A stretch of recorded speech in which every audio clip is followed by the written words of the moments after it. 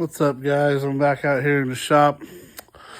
I'm going to start posting this stuff on YouTube. Seems to get a lot of interest on Facebook. And I'm 50 years old and I'm starting over again, kind of. I've bought all these machines twice and sold them. And finally made a decision to work for myself. And that's it.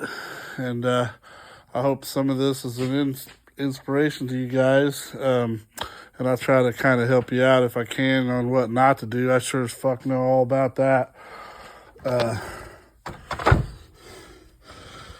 This is my 570 rotary broach. It's best to have the 2-speed one with the little extra knob there. That slows it down, makes it cut real smooth. And I've got a flywheel grinder attachment here that I still need to get some parts for, but I haven't advertised to cut flywheels for anybody yet. That's my pressure tester. This is I think it's called an MTC. Yeah, and Charlie Cocky was involved with this one, CCP, and so Charlie Cocky Precision makes a newer version of this that's red. And it's a little more badass. It's like, instead of having two of these, it has just one big T-handle on each one in the middle. And then instead of having cast iron plates, it has plexiglass plates. So they're a lot easier to mess with. They don't rust, which this isn't too bad. It's painted and everything. But I had to do a couple things to it. I had to reinforce this system. This thing's all offset for some reason. I don't know if that's for Cummins heads or what, but it's not centered like the Charlie Cocky design, and his is centered in the middle. This is all set up to the left, or to the inside or whatever. And then it has some that spread out a little more than that for wider cylinder heads. I mean, it gets the job done, that's for sure. And then I got my flow bench here that I bought about 3 or 4 years ago. Man, this thing was the best thing I ever invested in, even though it's a homemade one. It was built right by a guy up in Indianapolis that works at an indie shop, so he knew what he was doing, and it's worked flawlessly for me. And then I ran all the way up to Iowa to get this RV12 Winona, which they make a bigger one, the PH2000. Which, bigger is always better, but I couldn't be a beggar this time. I had to just go up there and get it, and I got it for like $1,300. It's a killer deal. The other one he had was fully tooled PH2000, and he wanted, I think, $4,000 for it. But I knew this would get the job done, and I've been buying my own tooling for it. Some of it came with it, but having all the right tooling, of course, is the most important thing on this cylinder head stuff. But I'll keep you guys posted. I got all kinds of stuff to do here. My main gig is these Dove heads. I usually get well over 300 CFM out of them with some 2190 valves. And I like to do them up with Ford Racing valves and whatever springs people like. And, of course, mill them. But I Magnaflux them. Sometimes I pressure tested this one just because someone else had put a seat in it and it had a little bit of damage here. But these things are antiques, man. I mean, some people are like, no, I don't want it. It's like, I can't find them in perfect condition all the time. It's just the way it is. But right now I just got my little parts washer here that I scrub them in. But I do have 2 parts washers over here that one of them I just need to get a phase converter for this one to get it running. It's pretty neat. It's a little bitty one. And then I may sell this big one, but if I don't, it'll be awesome when I fix it. But the motor's locked up in it. But if I do keep it and fix it up, I'll show that to you guys when I do it. And I'll probably have it set up for cast iron only, which will be some real mean shit. And then this one will be for aluminum or cast and aluminum. Since I'll be the smaller one, I'll probably use it more often for my, cylinder heads that I normally do. And everybody needs one of these when you do the cylinder heads. Rimac 1,000 pounder is the best. They make a 500 pounder too, but I like the 1,000 pounder one, even though I don't really ever use it higher than 500. But when you're doing 600 solid roller, I mean, you need that kind of shit too. Of course, I got my set of reamers and guide work stuff. I like to do the guide liners instead of 500 guides, but of course I can do the guides on the Hawaiian if I have to. Sometimes these heads come with guides already done in them, and they're wallered out and shit, so I'll just put a new guide in them. But for the most part, if I can get away with it, I use a liner because it doesn't throw the seat off so far. Every time I put a guide in one, it seems like that cylinder. I mean that's an antique guide and seat machine, and if you don't get it just right, man, it throws the seat way off putting a guide in it. I might look into doing some other things like figuring out using the exact degree that the head is supposed to have the valve in, and figuring out a way to measure that on the fixture, and as opposed to what the balance bubble says. That way I can get them closer, even, and I may not be able to trust the bubble balancer. Sometimes they come out just right. Sometimes they're way to the north. Sometimes they're way to the south. It's weird. It's like it's almost a guessing game with the older machines. But I broke myself in on one of these at Farmer's Machine Shop. I worked there for 15 years, and new owner come along, and he didn't agree with me being transparent with the customers, but whatever. Got fired for some dumb shit. This here, I've had several of these, and that's the only machine I'll buy is the Quick Way. Sues are all right, but I couldn't figure out the Sue for a long time. I finally realized, the stone's supposed to be cut at an angle. I kept wanting the stone to be a 90-degree cut stone. Well, you couldn't slide the valve back and forth across it.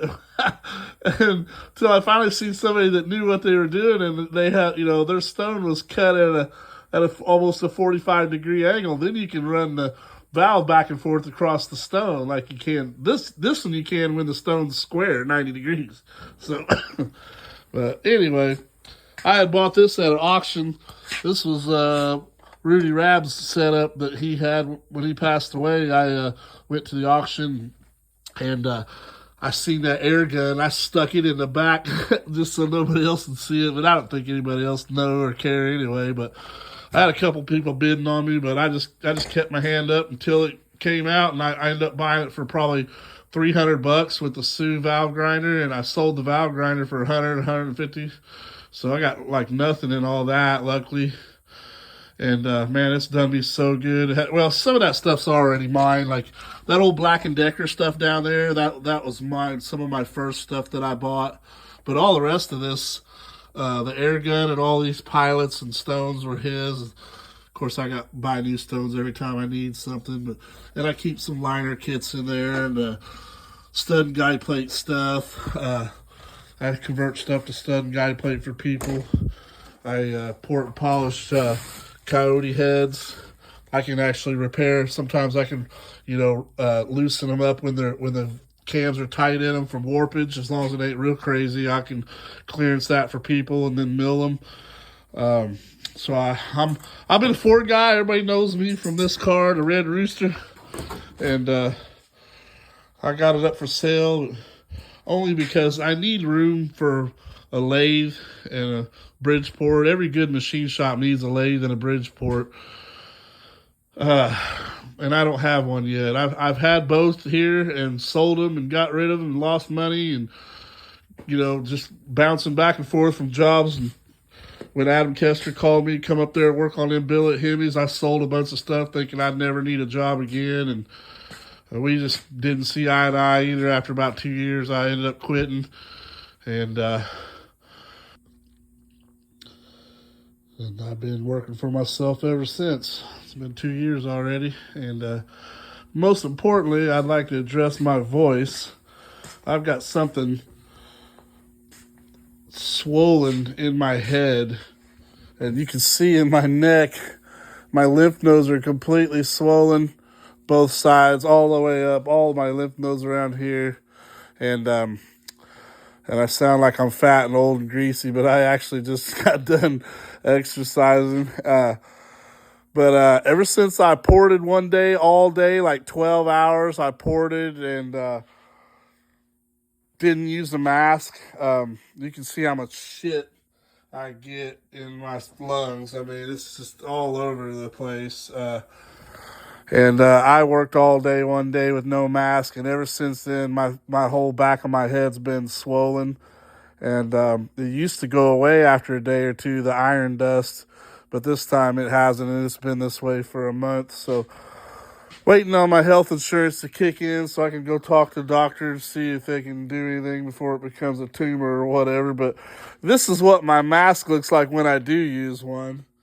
Uh, so, but that's because I fucking bust ass. These guys don't realize how good a deal I'm doing them. I do a port job for $400 or $500, and I'll spend 20 hours on them, especially if I don't get the numbers I want. I'll go back and forth to the flow bench until I do get the numbers, and then my electric bills skyrocketed. And another piece of advice is don't use all your credit cards to get a bunch of machines if you don't have a customer base already ready for you. Me, luckily, people know me from farmers and 20 years of working on cylinder heads. And when they see me, they know and trust me. So when I give them my card and say I started over again, a lot of times they give me a try again because they know me from there. And they know that I've always been honest and transparent with them, and I do good work. I've hardly ever had anything come back on me. And that's why I'm able to make it float here. But I started out halfway through my credit cards and pretty much maxed them out. But I also helped my stepbrother out a little bit, and my sis when she needs it, and hoping that good karma comes back, which it does. I get my work. I get just enough work to stay afloat, man. Not enough to invest in anything, but just enough to make it. So, and technically, I don't even quite make enough to pay taxes. But this year, I'm going to get my LLC and try to figure that out, and whether I'm making enough or not, just turn it in and let them pay me back or whatever. And which I hate to add money to the cost because it scares people away. I keep my prices low around here, especially. I can't hardly get anybody to spend any money, but you got a guy that'll either spend all the money or he won't want to spend any. There's hardly any in between. But I'm the kind of guy that I'll work with anybody. I'll tell them, I can do a $100 port job or a $400 port job or a $500 port job. There's a few jumps in between there. Should be 250 and 500 normally.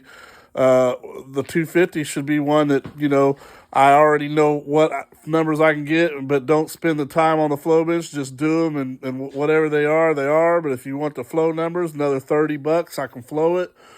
But that whole before and after flowing, which I like to do because my bench is actually stingy. And when I claim the number on there, everybody's like, oh, so-and-so gets this out of those. Well, yeah, so-and-so, be spending 40 hours on one runner. Yeah, compare me to David Vizard. He spends 40 hours on one runner. You know what I mean? Like, I can't do that for a $400 port job. And neither will you be able to if you're doing this. So, so I like to do the before and after so I can tell you how many CFM I gained, whether my bench is stingy or not. That bench, it's weird. Sometimes it's stingy on some things and sometimes it isn't. So a lot of times it goes pretty close to what everybody says, and I'm never quite the same exact number, so I know I'm not cheating them. But I've seen other people say they make this and do that, and they don't fucking do it. When you see their flow bench, you'd laugh. They have nothing but a fucking vacuum cleaner and a fucking tube of water and shit, and they're telling you they can get 237 out of a GT40 or E7 head. I mean, I guess that may be true. Like I said, I don't like to spend a ton of time on the iron head, so maybe they do, but probably they don't. I've seen pictures of the shit. It ain't no different looking than mine. So I don't know, but everybody around here knows I do good work. But enough about me. I mean, I'm trying to get a YouTube channel going so I can show you guys what we do every day when I try to do this stuff.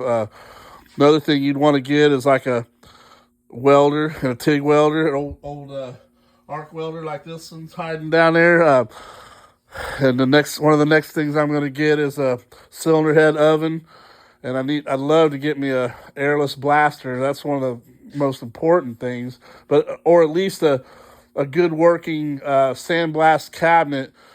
You know, if you gotta settle for a Harbor Freight one, there's a kit you can buy that puts the tube at the bottom and comes out the bottom and up to the top, and a few other things that somebody makes for that one to make it actually work more like a professional one.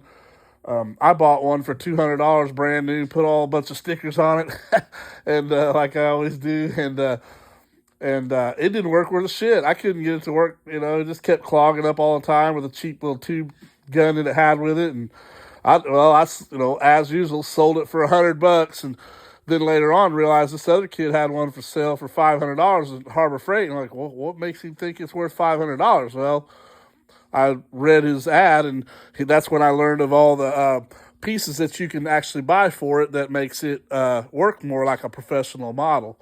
So I may end up getting one just because now I know the trick to that. Because of the when I clean these, I scrub them in the parts washer, but if you can see, there's just a light tinge of tan dirt, that the mineral spirits, it dries the oil out, but it won't really take it off the iron. Of course, that hot degreaser will too, so if I get it running, I probably could just do that, but there ain't nothing prettier than a brand new sandblasted cast iron head and get all the beads and shit out of it, and especially in one of those airless blasters that tumble it, it'll clean the shit out of the water jackets like you wouldn't believe, man. And you don't even have to, you can put them in there and turn it on and walk off and do something else while it's doing the work for you, too. I mean, it's a no-brainer.